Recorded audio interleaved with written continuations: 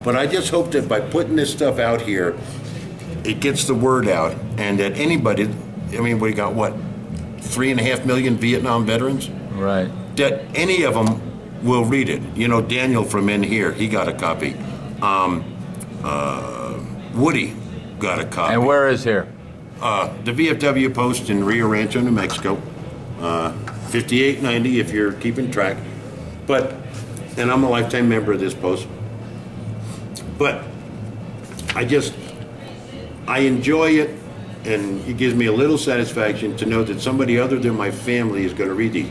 Because these are not personal. This is not like a 19-year-old writing to his 18-year-old girlfriend. Right. I'm not, you know, there's nothing lewd or crazy about it. And, but that's what I had to reach back to back then, was my family, you know. So I won't bother reading that. I still want out, but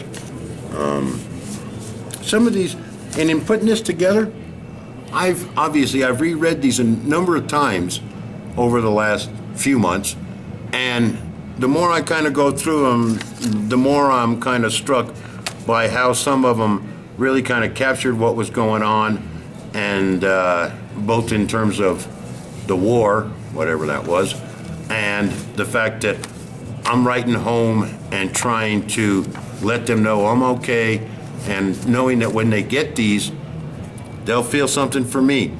And you'll also find, I think, if you read the book, that getting letters from home was very important.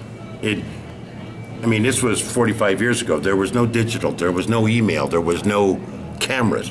And so letters was about the only way to go.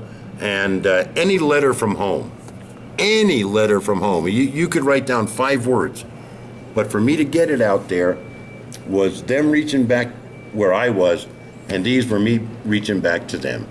And that's, I'm sure I'm not the only one that have gone through that and, felt that way. Luckily, I was a bit of a writer back then, and my mother saved them. And I'm sure there are a lot of stories of guys who, quote, wrote letters, unquote. Well, that's upside down on the front, topside on the back on the quotes. Oh, yeah. I figured that out. Yeah, you're right. The world will tell you.